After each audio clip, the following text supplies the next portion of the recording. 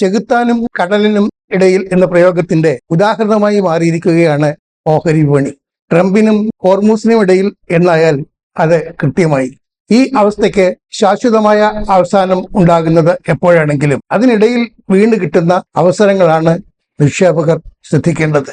ഈ അവസരങ്ങൾ കണക്കിലെടുത്തുകൊണ്ടുള്ളതാണ് focus on finance അവതരിപ്പിക്കുന്ന ഈ വീഡിയോ. ഏറ്റവും ശ്രദ്ധേയമെന്ന് പറയാവുന്ന വസ്തുത സ്മോൾ ക്യാപ് സ്റ്റോക്സിന്റെ ഇപ്പോഴത്തെ വില നിലവാരമാണ്. ഇറാൻ യുദ്ധത്തെ തുടർന്നുണ്ടായ നഷ്ടം പൂർണ്ണമായും നികത്താൻ സ്മോൾ ക്യാപ് ഇൻഡെക്സിന് സാധ്യമായിരിക്കുന്നു. സ്മോൾ ക്യാപ് സ്റ്റോക്സിലെ താൽപര്യവർദ്ധനയാണ് ഇത് വ്യക്തമാക്കുന്നത്. സ്മോൾ ക്യാപ് സ്റ്റോക്സിൽ നിന്ന് മികച്ചവ സ്വന്തമാക്കാൻ ഈ അവസരം പ്രയോജനപ്പെടും. കാരണം വളരെ നല്ല മികവുള്ള അനേകം സ്റ്റോക്കുകൾ ഈ സ്മോൾ ക്യാപ് സെഗ്മെന്റിൽ ഉണ്ടെന്നുള്ളതാണ് യാഥാർത്ഥ്യം. മിഡ് ക്യാപ് വിഭാഗത്തിലെ പല ഓഹരികളിലും കൂടുതൽ താല്പര്യം പ്രകടമാകുന്നുമുണ്ട്.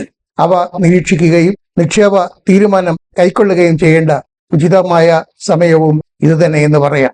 കമ്പനികളിൽ നിന്നുള്ള ലാഭനഷ്ട കണക്കുകൾ പുറത്തു വന്നുകൊണ്ടിരിക്കുന്ന സമയമാണല്ലോ ഇത്.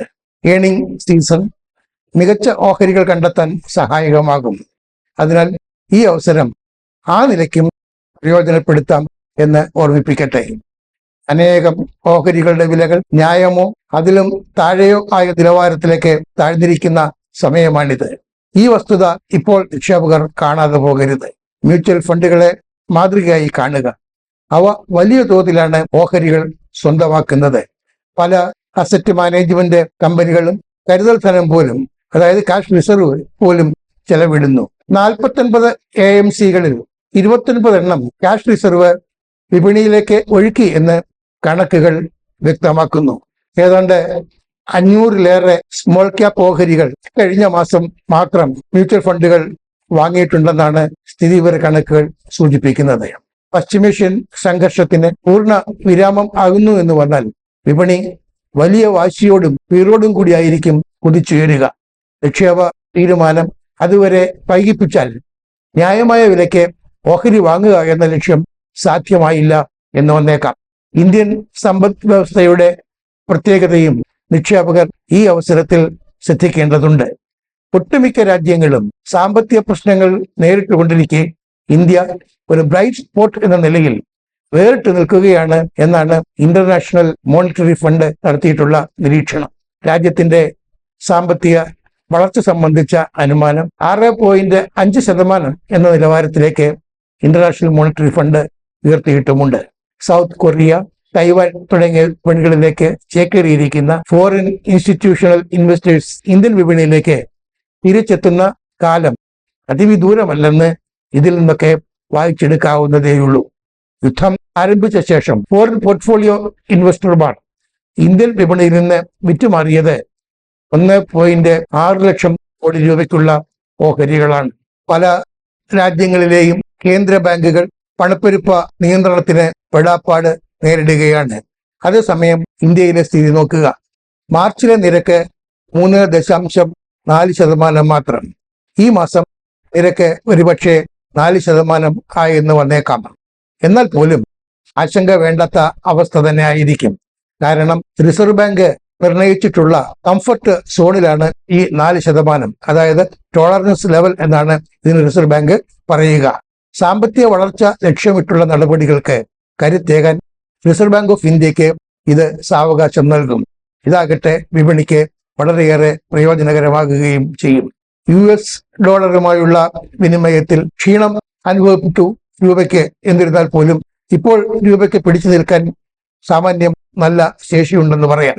കഴിഞ്ഞ ദിവസം ഏതാണ്ട് 92 അടുത്തേക്ക് തന്നെ രൂപയുടെ നിലവാരം എത്തുകയുണ്ടായി. ഇത് വിപണിക്ക് ആശ്വാസകരമായ അവസ്ഥയാണ് സമ്മാനിക്കുന്നത്. ആശ്വാസകരമായ പല കാര്യങ്ങളും വിപണിക്ക് മുന്നിലുണ്ടെങ്കിലും ചില ആശങ്കകളും ഉണ്ട് എന്നത് വിസ്മരിക്കാൻ കഴിയില്ല. അതിലൊന്ന് അടുത്ത മഴക്കാലം സംബന്ധിച്ച് പുറത്തു വന്നിട്ടുള്ള അനുമാനങ്ങളാണ്. തെക്ക് പടിഞ്ഞാറൻ കാലവർഷം, അതായത് സൗത്ത് വെസ്റ്റ് മൺസൂൺ, ഇക്കുറി ബിലോ നോർമൽ ആയിരിക്കുമെന്നാണ് പ്രവചനം. വ്യവസായ സംരംഭങ്ങൾ കാലാവസ്ഥ സംബന്ധിച്ച വിവരങ്ങൾക്ക് ആശ്രയിക്കുന്ന സ്കൈമെറ്റ് എന്ന ഏജൻസിയാണ് ഈ അനുമാനം ആദ്യമായി പുറത്തുവിട്ടത്. ദേശീയ കാലാവസ്ഥാ വകുപ്പും ഇപ്പോൾ ഈ അനുമാനമാണ് സ്ഥിരീകരിച്ചിട്ടുള്ളത്. ഇന്ത്യയെ പോലെ കാർഷിക മേഖലയ്ക്ക് വളരെ പ്രാധാന്യം നൽകുന്ന ഒരു രാജ്യത്ത് മഴ കുറഞ്ഞാലുള്ള പ്രത്യാഘാതം വളരെ വലുതും ഭീതിജനകവുമായിരിക്കും. ഭക്ഷ്യോൽപ്പന്ന ഉൽപാദനം കുറയാനും എല്ലാ ഭക്ഷ്യോൽപ്പന്നങ്ങൾക്കും വിലക്കയറ്റം ഉണ്ടാകാനും അത് ഇടയാക്കും. പണപ്പെരുപ്പം വർദ്ധിക്കും. ഈ സാഹചര്യത്തിൽ കാർഷിക മേഖലയുമായി ബന്ധപ്പെട്ട കമ്പനികളായ Coromandel International, Chambal Fertilisers, Rallis India Limited, UPL അതായത് പഴയ United Phosphorus Limited, PI Industries, Escorts Kubota, Mahindra and Mahindra തുടങ്ങിയ കമ്പനികളുടെ ഓഹരികളിലെ ചലനങ്ങൾ നിക്ഷേപകർ നിരീക്ഷിക്കുന്നത് നന്നായിരിക്കും. ഈ കമ്പനികളുടെ ഓഹരികളിൽ വലിയ തോതിലുള്ള ചലനങ്ങളാണ് വരും ദിവസങ്ങളിൽ പ്രതീക്ഷിക്കുന്നത്. ക്രൂഡ് ഓയിൽ വിലയിലെ കയറ്റവും ലഭ്യതയുമായി ബന്ധപ്പെട്ട പ്രതികൂല വിവരങ്ങളായിരിക്കും വിപണിയെ ആശങ്കപ്പെടുത്തുന്ന മറ്റൊരു കാര്യം.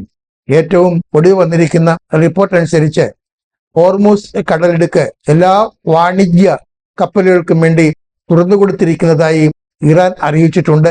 എന്നാൽ അതേസമയം അല്പം വിരുദ്ധമായ ഒരു പ്രസ്താവനയാണ് പ്രസിഡന്റ് ഡൊണാൾഡ് ട്രംപിൽ നിന്നുണ്ടായിട്ടുള്ളത്. അദ്ദേഹം ഇക്കാര്യം നിഷേധിക്കുന്നില്ലെങ്കിലും അത് പൂർണ്ണമായി സമ്മതിക്കുന്നുമില്ല.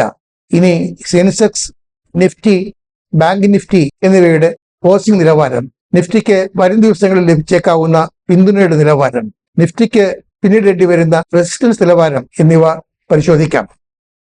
സെൻസെക്സ് ക്ലോസ് ചെയ്തത് 78,493 പോയിന്റിലാണ്.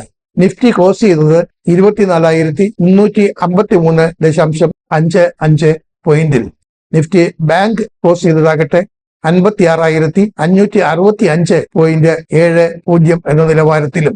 കടന്നുപോയ വ്യാപാര വാരം ഓഹരി വില സൂചികകൾക്ക് നേട്ടത്തിൻ്റെതായിരുന്നു എന്നാണ് ഈ സൂചികകളുടെ അവസാന നിലവാരം വ്യക്തമാക്കുന്നത്. സെൻസെക്സിലെ നേട്ടം 943.29 പോയിന്റ് ആയിരുന്നെങ്കിൽ നിഫ്റ്റിയിലെ പ്രതിവാര നേട്ടം 302.95 പോയിന്റ്. നിഫ്റ്റി ബാങ്ക് സൂചികയിൽ 652.95 പോയിന്റ് വർധനയാണ് ഈ കാലയളവിൽ ഉണ്ടായത്. വിപണിയുടെ നിലവിലെ പ്രകൃതം പരിഗണിച്ചാൽ നിഫ്റ്റിക്ക് ലഭിക്കാവുന്ന സപ്പോർട്ട് റേഞ്ച് 24,000-നും 23,900-നും ഇടയിലാണെന്ന് കണക്കാക്കാം.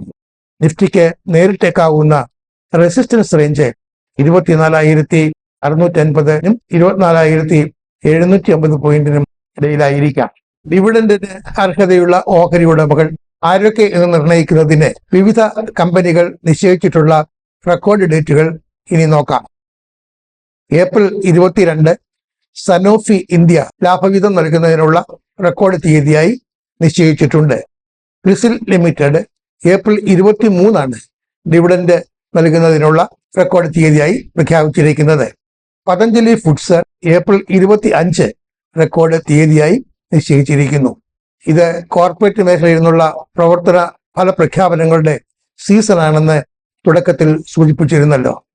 ഇക്കഴിഞ്ഞ മാർച്ച് 31 അവസാനിച്ച ക്വാർട്ടറിലെ പ്രവർത്തന ഫലം പ്രഖ്യാപിക്കാൻ വിവിധ കമ്പനികൾ നിശ്ചയിച്ചിട്ടുള്ള തീയതികൾ ഇനി നോക്കാം. April 20 Bank of Maharashtra, PNB Housing Finance എന്നിവ പ്രവർത്തന ഫലം പ്രസിദ്ധീകരിക്കുന്നുണ്ട്. April 21 HCL Technologies, Tata LC Limited, Nestle India, Persistent Systems എന്നിവയിൽ നിന്നുള്ള ഫലപ്രഖ്യാപനം. April 22 Havells India, SBI Life Insurance Company, Tech Mahindra, Delta Corporation എന്നിവയുടെ ബോർഡ് യോഗം ചേരുന്നുണ്ട്. അവ അന്ന് തന്നെ ഫലപ്രഖ്യാപനം നടത്തുന്നതാണ്. ഏപ്രിൽ 23 അദാനി എനർജി സൊല്യൂഷൻസിന്റെയും ഇൻഫോസിസിന്റെയും LTI മൈൻട്രിയുടെയും ടാറ്റ ക്യാപിറ്റലിന്റെയും മഹീന്ദ്ര ലോജിസ്റ്റിക്സിന്റെയും ബോർഡ് യോഗം ചേർന്ന് ഫലപ്രഖ്യാപനം നടത്തും. April 24 Chennai petroleum corporation, Adani green energy, Shriram finance, Indus bank എന്നിവ ഫലപ്രഖ്യാപനം നടത്തുന്നു. April 25 IDFC first bank, India cements എന്നിവയിൽ നിന്നുള്ള ഫലം പ്രതീക്ഷിക്കാം. ഈ കമ്പനികളിൽ നിന്നൊക്കെയുള്ള പ്രവർത്തന ഫലവുമായി ബന്ധപ്പെട്ട ഒരു സന്തോഷ വാർത്തയുള്ളത് ഇവയിൽ പലതും പ്രവർത്തന ഫല പ്രഖ്യാപനത്തോടൊപ്പം ഡിവിഡന്റ് നിരക്കും പ്രഖ്യാപിക്കും എന്നതാണ്.